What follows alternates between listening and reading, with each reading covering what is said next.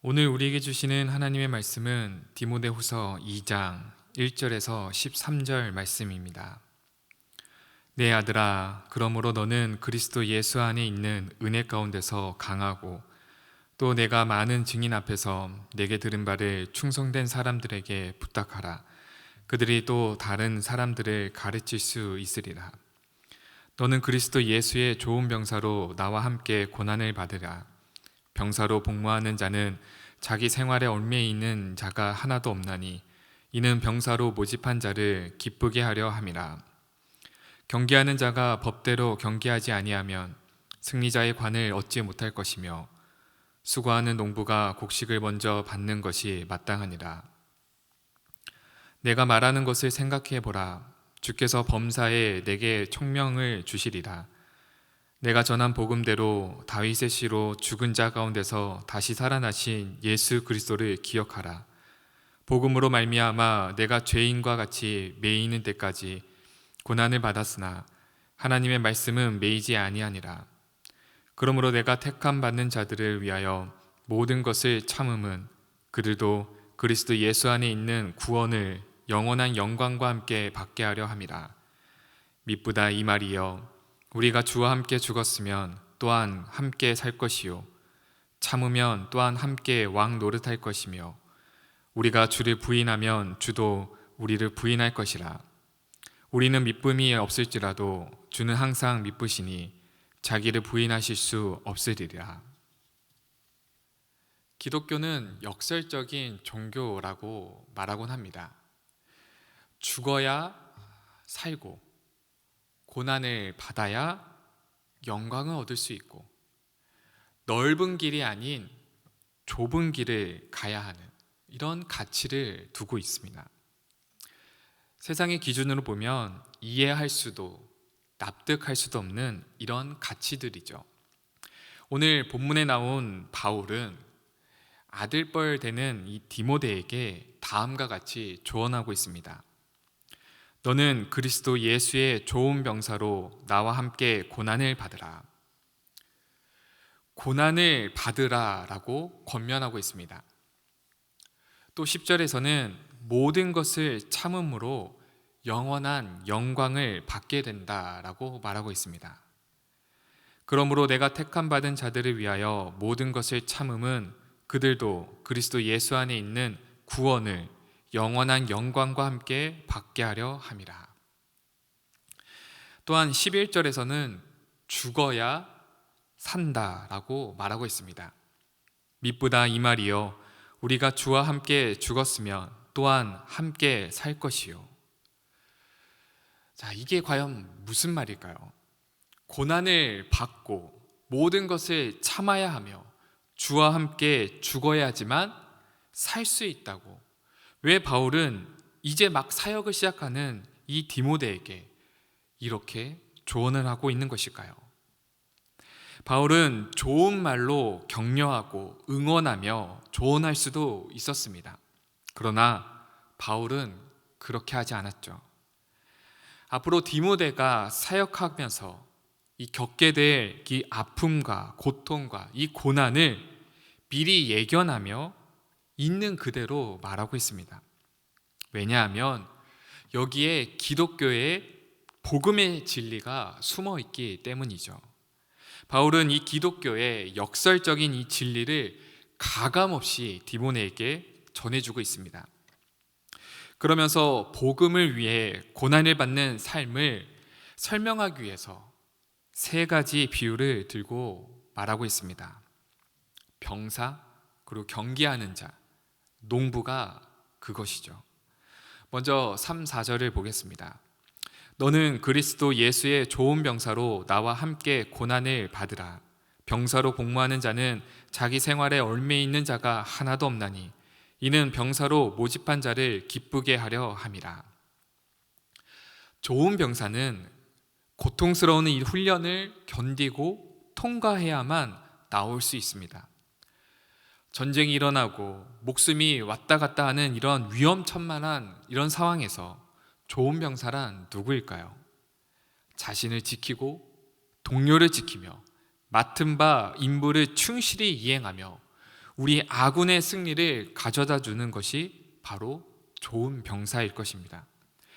그래서 고통스럽고 힘겨운 이 고난과 아픔을 견디며 훈련을 받아야 하는 것이죠.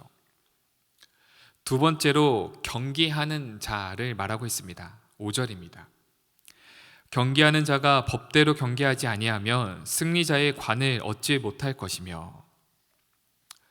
지난 여름 도쿄올림픽 때 우리나라에서 가장 많은 금메달을 안긴 종목들이 있습니다.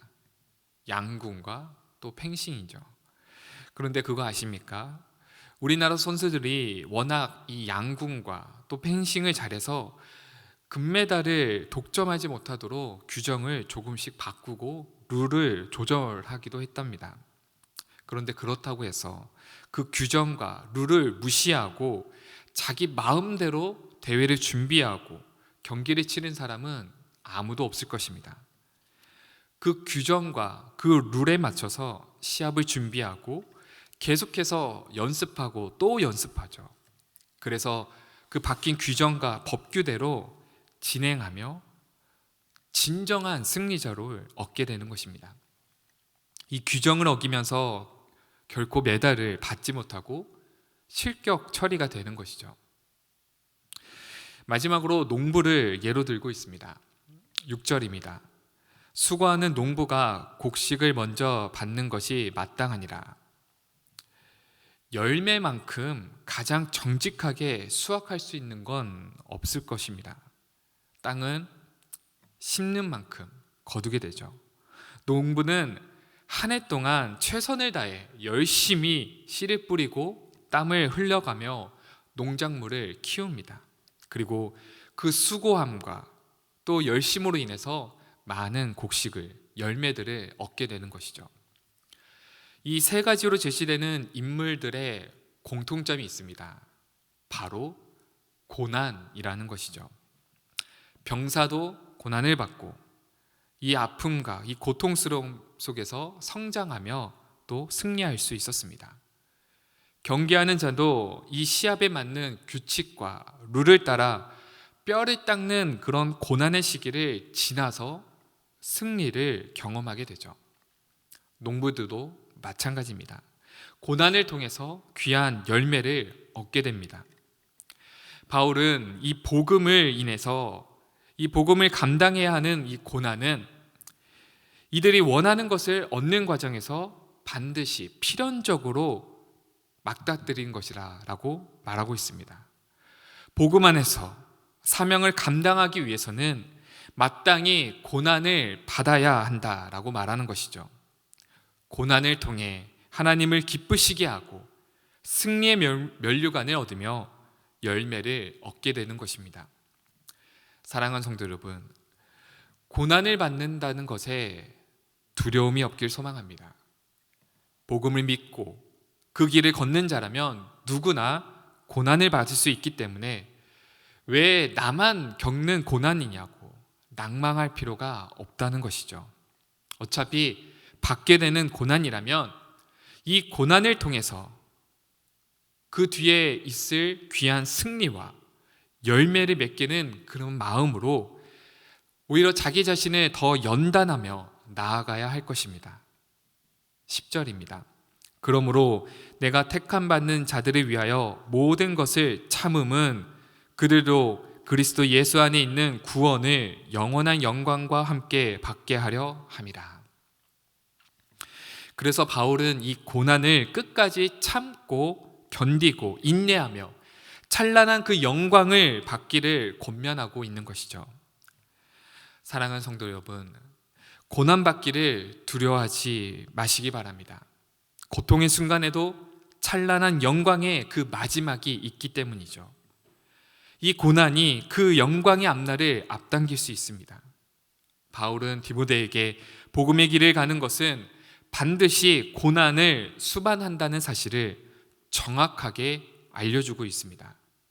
오늘 이 하루를 살아가면서 복음의 길을 걸어갈 때마다 이 고난의 문제를 끝까지 참고 견디고 또 인내하며 걸어가는 저와 여러분 되시길 축원드립니다.